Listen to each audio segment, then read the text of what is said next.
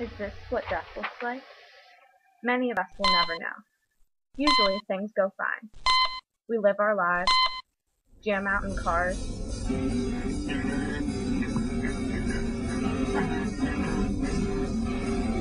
but in just a split second, this could be you. This could be anyone. You too could be on life support. But where does life truly end? Where do you want your life to end? When your heart stops? When your brain's dead? Who will make a decision for you? Doctors? Family? Your religion? The court? Make it your choice. We will allow you to make the choice from this video about the history of this controversy, because in an instant, any one of us could be left with a decision of life or death.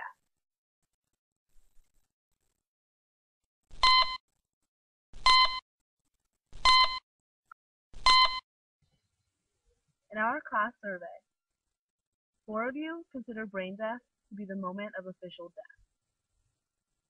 It is now considered by doctors and the medical profession, supported by legal and ethical consensus,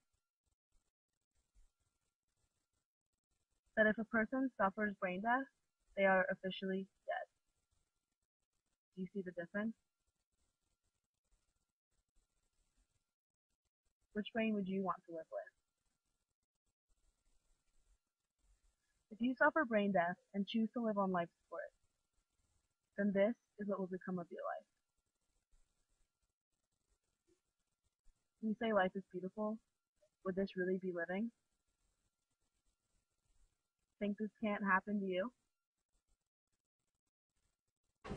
In a parent's worst nightmare, losing their child. But what do you do in a situation where your child has been diagnosed brain dead and has to eat with a feeding tube? 23-year-old Lauren Richardson lives her life every day like that.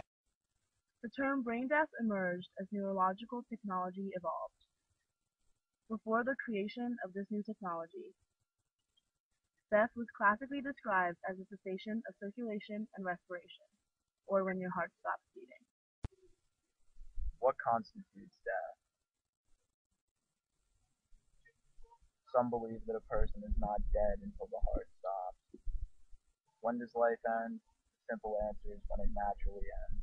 What should be our attitude about death? For the righteous it is a friend. Should we ever hasten death? No. The tragic case of Terri Schiavo.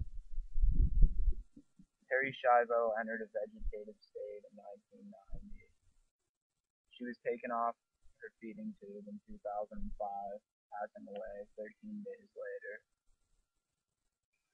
Terri's life and subsequent death incited anger within certain sections of the population. Bob and Mary Schindler, Schiavo's parents, held the belief that life is not over until the heart stops beating. These fringe groups of the Christian right represent a decent portion of people who believe that life stops when the heart stops beating. Politicians like George W. Bush also gave support to Schiavo's family.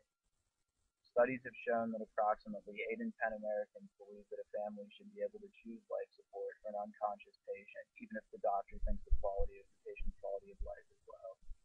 In many cases, saddened family members see things in 2 ways.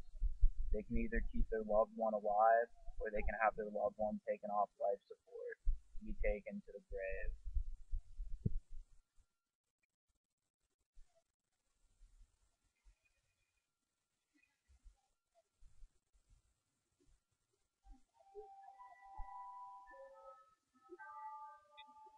But what is the generally accepted belief of the medical community?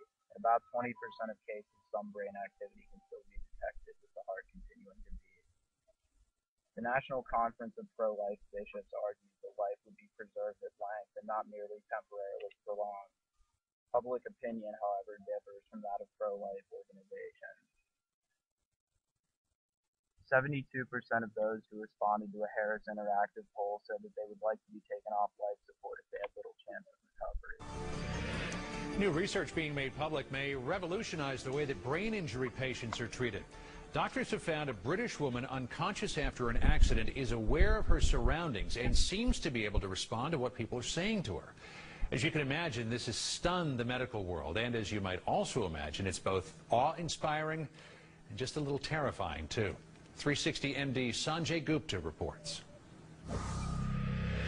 It is an unimaginable nightmare. Trapped inside your own brain. No way to talk, no way to communicate, written off as nearly dead. For 5 months, a 23-year-old Englishwoman lay in what her doctors called a vegetative state. But Cambridge researchers decided to take a closer look and were stunned by what they found. Not only was she able to hear and understand speech, but that she was able to carry out simple tasks in her head. It's clear to us that she was consciously aware of herself and what was going on around her.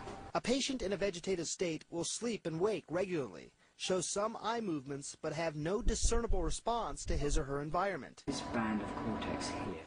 Armed with findings from a functional MRI scan, Dr. Adrian Owen thinks a lot more is going on, and he is shattering many long-held beliefs about the vegetative state. What we've shown here for the first time is that we can detect awareness. New medical advances like the following example of giving people hope that life can continue even after brain death. Now that you know your options, you need to decide what you want. Will your life or death decisions be honored? Unfortunately, just knowing what you want doesn't make it official. You need to take action. You will need to make a living will, also known as an advance medical directive. In Pennsylvania, you need to be over the age of 18, of sound mind, and have 2 witnesses present. State what measures you want medical personnel and family members to take. Make sure those you want making decisions for you and your doctors all have a copy of your living will and are updated if your preferences change. For more information, visit uslivingwillregistry.com or caringinfo.org. And remember, this could happen to you. This could happen to anyone.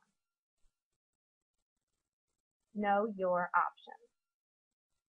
When does life end for you?